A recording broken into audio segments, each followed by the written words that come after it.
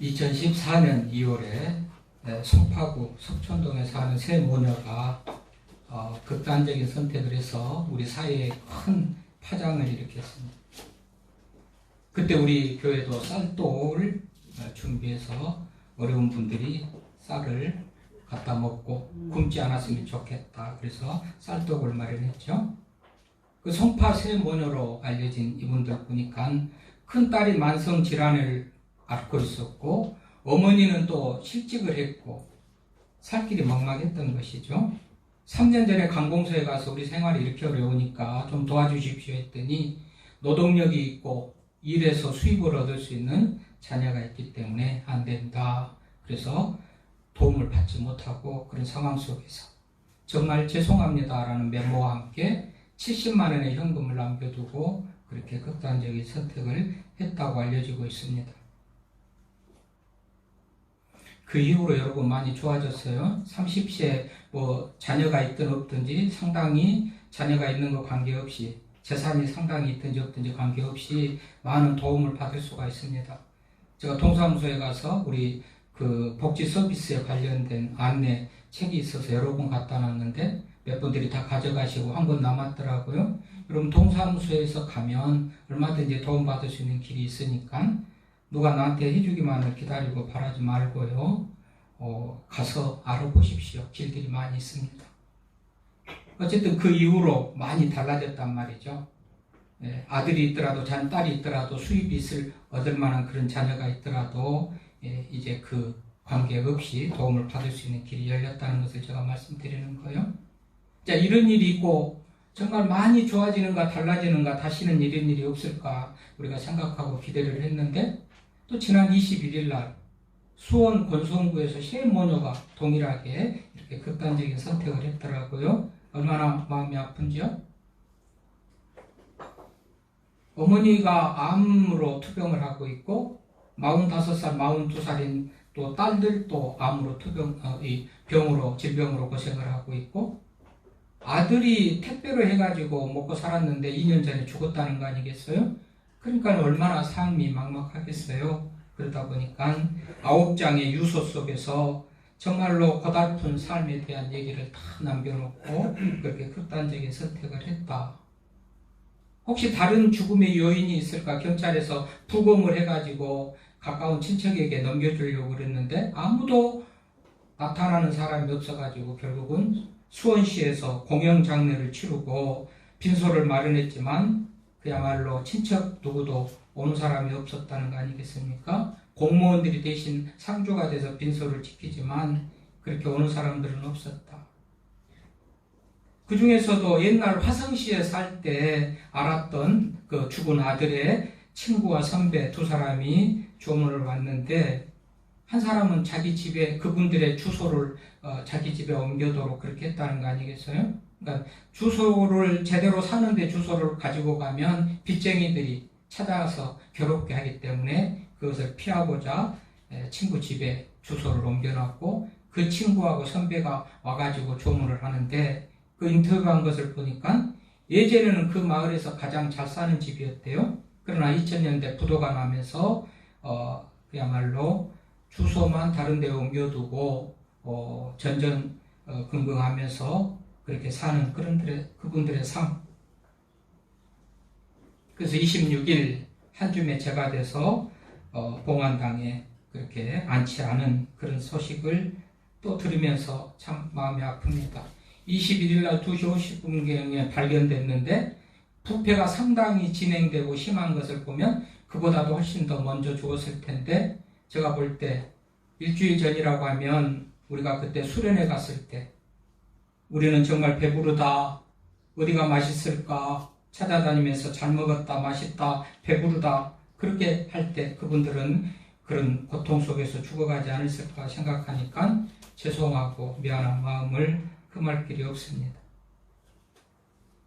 저 오늘도 굶주린 사람과 먹이시는 예수님에 대한 얘기가 나오고 있는데요. 오늘 13절에 뭐라고 그래요? 굶주린 그 사람들에게 예수님께서는 너희가 먹을 것을 주라. 강한 명령입니다. 곤면도 아니고 바람도 아니고 너희가 먹을 것을 주라. 강한 명령으로 주변에 굶주린 사람들, 도움이 필요한 사람들에 대해서 외면하지 말 것을 말하고 있는 그런 말씀입니다. 자, 오늘 본문 단락을 시작하면서 10절에 단락 시작 그 제목 자체가 5,000명을 먹이시다 그랬죠? 그리고 이 얘기가 나오는 성경을 소개하기를 마태복음 14장, 마가복음 6장, 요한복음 6장, 그리고 누가복음 오늘 본문 나오는 게 네 복음서, 사복음서 모두에 나오는 얘기다. 여러분, 사복음서에 나오는 얘기, 어떤 데는 마태복음만 나오고 안 나오는 데도 있고, 어떤 데는 마가복음, 마태복음만 나오고 안 나오는 데도 있고, 한 군데 나오든지 두 군데 나오든지 혹 세 군데 나오든지. 그런데 오늘 본문 이 얘기는 네 군데 다 나온다는 거 아니겠어요? 마태, 마가, 누가, 요한복음 네 군데 다 나온다. 그래서 그만큼 중요한 얘기다라고 생각을 할 수 있는 그런 얘기입니다. 오늘 10절부터 이 얘기가 시작되어지는데, 사도들이 돌아왔다는 것은 이전에 6절에 보면 복음을 전하고 마을마다 다니면서, 마을을 두루 다니면서 복음을 전하고 병을 고치고 그렇게 사역을 하고 돌아왔습니다. 여러분, 이때 당시 복음을 전하는 것은 굉장히 어려운 일이었잖아요. 지금도 우리가 복음을 전하려고 하면 문전박대 당하기가 일쑤고, 그야말로 너나 잘 믿어라, 교회가 무슨 모범을 보이는 게 있다고 그런 교회 믿으라고 그러냐, 별의별 소리를 들으면서 복음을 전하는데 힘듭니다. 이때 당시는 더 힘듭니다. 제자들이 그렇게 일을 하고 돌아왔습니다. 그래서 사도들이 돌아왔습니다. 그리고 모든 행한 보고를 예수님께 드렸는데, 예수님은 그들을 데리시고 따로 벳세다라는 고을로 떠나가셨다. 따로 고을로 떠나가셨다. 이 따로 아주 조용한 곳, 아무도 알 수 없는 곳, 눈에 띄지 않는 곳, 그런 곳으로 가셨다는 거예요. 거기가 광야하고 빈들인데 왜 그러셨죠? 일을 고생을 많이 하고 수고하고 왔으니까 이제 좀 쉬게 하려는 그런 의도와 목적으로 따로 한적한 곳으로, 맞으면 오늘 벳세다라는 그런 고을로, 이게 맞으면 광야하고 조용한 곳인데 그리 데리고 가셨다. 이거는 쉼을 누리기 위해서 좀 쉬고자 이런 곳으로 가셨다는 것을 알 수가 있어요. 11절에 보니까 무리가 알고 따라왔거늘, 어떻게 알았는지 무리가 알고 따라왔어요. 이후에 보면 이 무리들은 먹을 것 하나도 없고 한 아이가 도시락 하나 가졌는데 보리떡 5개, 물고기 2마리가 된 그 양을 가진 도시락 하나만 아이가 있을 뿐 다른 이들은 가진 게 없습니다. 여러분, 다른 이들이 아무것도 가진 것이 없다는 것은 먹고 사는 문제가 우선 중요한데도 불구하고 하나님 말씀 듣겠다고 예수님께 나와서 예수님을 따라다니는 그런 모습이에요. 물론 병 고침을 받겠다는 목적을 가지고 나오는 이들도 있겠지만 대부분 예수님께 사시는 것을 보면 하나님의 나라의 일을 말해 복음을 전하고 진리를 전하는데 그 일에 관심 가지고 따라다니는 그런 무리들. 그래서 무리가 알고 필요로 하고 아쉬우니까 예수님 어디 계신가, 제자들 어디 계신가 하고서 찾았겠죠. 따로 벳세다라는 고을로 가셨는데 말이죠. 이 따로 카타이디안이라는 이 말이 남의 눈에 띄지 않는 조용한 곳, 쉬기 위해서 간 곳, 그것인데 무리들이 알고 따라왔다는 것은 내 필요를 채우기 위해서 예수님이 절대적으로 필요하다. 천국 복음을 듣기 위해서 예수님이 절대적으로 필요하다. 그리고 찾아왔다는 거예요. 빈손인데요, 먹을 것도 없는데요, 먹을 형편이 안 되니까 찾아온 거예요. 우리로 하자면 먹을 형편이 안 되면 돈 버는 것이 우선이고 돈 수입을 얻어가지고 먹고 사는 것이 우선일 텐데, 이 사람들은 그래도 천국 복음을 듣는 일의 우선인 모습으로 나왔다는 것을 알 수가 있습니다. 그래서 따라왔어요. 그런데 예수께서 그들을 영접하사 하나님 나라의 일을 이야기하시고, 지금 쉬러 가셨잖아요. 매우 피곤한 상태에서 따로 한적한 곳에, 눈에 안 띄는 곳에 쉬러 가셨는데도 불구하고 그들이 찾아오니까 영접했대요. 하나님의 사람을 긍휼히 여기는 하나님의 모습이고 예수님의 모습이죠. 우리 같으면 어떻게 했을까요? 조금 있다가, 좀 쉬었다가, 내일 보자, 이따 보자 그랬을 텐데, 예수님은 바로 그들을 영접하시고 하나님 나라의 일을 이야기하시고 병든 자들은 고쳐주셨다. 지금 그렇게 얘기해요. 이렇게 하다 보니까 시간이 또 저물었어요. 때가 됐다는 거예요. 먹을 때가 됐어요. 이전에도 먹었는지 안 먹었는지 모르겠어요. 이제 또 먹을 때가 됐어요. 날이 저물었어요. 어디 가서 자든지 어디 가서 먹든지 해야 되는 그런 상황이 생긴 거 아니겠어요? 열두 사도가 나와 여짜오되 무리를 보내어 두루 마을과 촌으로 가서 유하며 먹을 것을 얻게 하소서. 사도들의 입장, 제자들의 입장에서는 줄 것도 없어요. 대책이 없어요. 각자 알아서 해결하도록 너희들이 알아서 어디 가서 먹든지 자든지 하고 또 모여라. 지금 그렇게 하라는 거 아니겠어요? 사도들이 나와서 무리를 보내어 두루 마을과 촌으로 가서 유하며 먹을 것을 얻게 하소서. 우리가 있는 여기는 빈들이다. 그야말로 아무것도 없어요. 아무것도 없는 빈들입니다. 제자들이 준비하여 가진 것도 없거니와 어디 가서 살 데도 없거니와 아무것도 구할 수가 없는 그런 빈들. 그러니까 각자 알아서 해결하도록 보내라고 제자들이 예수님께 지금 그렇게 얘기를 하는 거죠.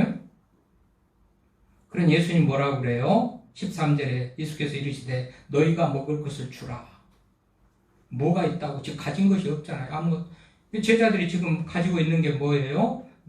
보리떡 5개와 물고기 2마리.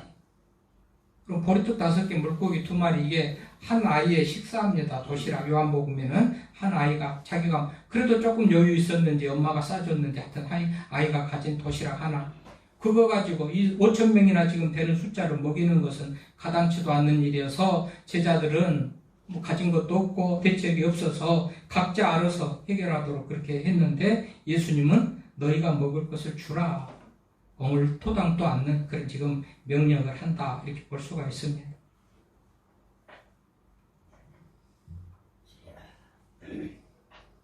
자, 제자들 뭐라고 그래요? 아니 주님, 우리에게 떡 5개와 물고기 2마리 밖에 없으니 2마리 밖에 없으니 이거 가지고 뭘 어떻게 하겠습니까? 이 모든 사람을 위하여 먹을 것을 사지 아니하고서는 할 수 없나이다.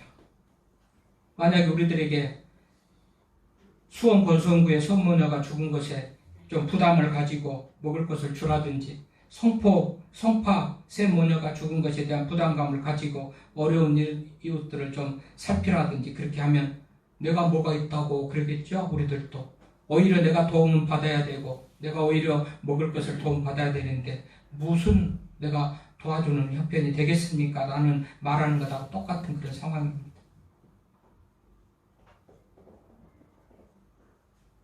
각자가 가서 먹을 것을 구해서 먹고 자고 오도록 하라고 하는 제자들의 이 말 앞에 없는 사람들은 어떻게, 돈 있는 사람들은 가서 사 먹을 수 있을는지 모르지만 없는 사람은 어쩌라고. 그들은 주님을 떠나서 먹은 척하고 어디 가서 물 한 컵 먹고 오면서 밥 먹은 것 같이 올렸는지 모르지만 굶고 올 수밖에 없는 그들. 여러분 당시 상황은 우리가 잘 알잖아요. 로마의 통치를 받고 있는데 로마의 통치를 받고 이 지역에 다스리는 헤롯 왕은 분봉왕이죠. 그 지역의 황제가 아니고 로마 황제로부터 파송받아서 그 지역을 담당하는 총독이란 말이죠. 그러니 이 총독들은 황제에게 잘 보이기 위해서 온갖 악랄한 수단을 다 동원해서 그 땅의 백성들을 착취하는 거죠. 그냥 뭘 긁어 모아가지고 황제에게 상납을 하고 뇌물을 바쳐야 그 자리를 지킬 수 있기 때문에 이런 상황이 이 예수님 당시 그 백성들의 상황 아니었던가요? 지금 백성들이 참 피폐하고 공고하고 먹을 것이 없는 그런 상황이에요.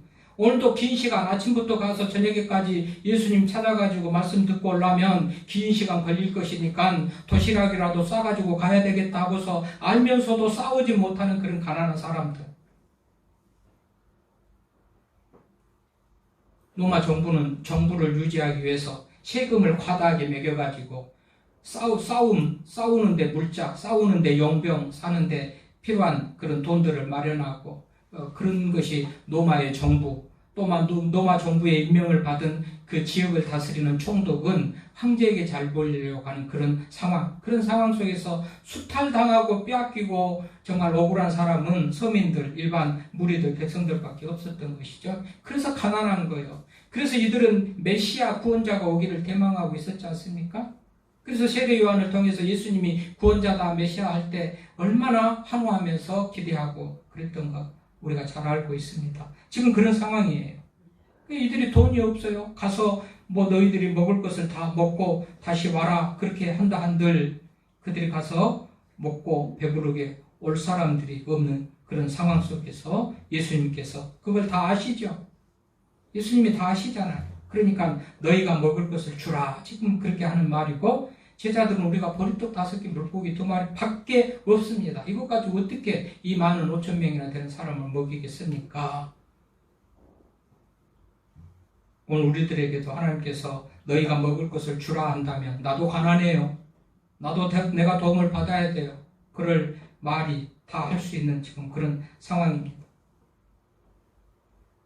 예수님께서는 5천 명을 되는 숫자들을 걸어서 50명씩 맞이하면 이렇게 무리를 지어 그룹을 지어서 50명씩 앉게 하시고 다 앉게 한 다음에 예수님께서 떡 5개와 물고기 2마리를 가지사 하늘을 우러러 축사하시고 축사하셨다. 이것도 있는 것 감사합니다. 감사의 기도를 한 겁니다. 감사. 이것 있는 것 감사합니다. 그리고 나눠주는 거죠. 여러분, 우리가 뭔가 나눌 수 있는 사람은요, 자기가 있는 것에 대해서 감사할 때 나눠줄 수가 있어요. 나가 있는 것에 대해서 감사하지 못하면 남한테 줄 수가 없어요. 나도 부족하고 이것밖에 안 되고 이것밖에 안 돼서 하나님 앞에 원망 불평하고 나는 뭐냐고. 어떤 사람들은 통장이 그냥 동글뱅이가 몇 개나 몇십 개나 되게 쌓아놓고 잘 먹고 잘 사는데 이건 뭐냐고 하고 원망 불평할 때 무엇인들 내놓을 수가 있겠습니까? 그렇잖아요. 감사할 때 내놓을 수가 있어요. 이것도 하나님이 주셨다 감사할 때 그 일부라도 내놓을 수가 있는 거예요. 여러분, 예수님께서 지금 하늘을 눌러서 감사 기도를 하는 겁니다. 축사했다는 것은 감사 기도를 하는 거예요. 하나님 감사합니다. 이거 있으니 감사합니다. 이거 있으니 감사합니다. 보리떡 5개, 물고기 2마리, 한 아이의 식사밖에, 한 끼 식사밖에 안 되지만 그것 가지고 감사해요. 그리고 나눠주라고 해서 나눠줬더니요, 다 배불리 먹었다고 그러지 않습니까? 17절에 먹고 다 배불렀더라. 배불렀다. 그리고 남은 조각을 12바구니나 거뒀다. 얼마나 풍성하게 풍족하게 내려줬으면 먹고도 남은 조각을 12바구니나 거뒀을까. 이상한 금전 출납부라는 얘기가 있어요. 이상한 금전 출납부. 글라라라는 할머니는 외출할 때도, 잠시 친구를 만날 때도, 시장에 갈 때도 밖에만 나갔다면 꼭 금전 출납부를 가지고 다닌대요. 그래서 사람이 물어요. 궁금하게 생각한 사람이, 할머니 그렇게 왜 금전 출납부를 그냥 시장에 갈 때는 가지고 한다고 그러지만 친구 만날 때, 잠시 외출할 때, 그냥 돈 쓸 일이 없는 그런 상황 속에서도 꼭 금전 출납부를 가지고 다니세요. 그랬더니 내가 나를 위해서 쓰는 그 비용이 지출될 때마다 기록하기 위해서. 이게 뭐예요? 버스 탈 일인데 내가 좀 더 평안하고 택시 탔다든지, 김치찌개 먹어도 될 텐데 어디 가서 한우 소고기 불고기를 먹었다든지, 예를 들면 그럴 때 내가 즐겁자고 내가 편하자고 쓴 그런 지출이 있을 때마다 금전 출납부에 기록을 했다는 거 아니겠어요? 그래서요, 뭐 하려고요? 그랬더니 그 액수만큼을 양로원이나 고아원에 기부하려고, 주려고 그렇게 했다는 얘기가 있어요.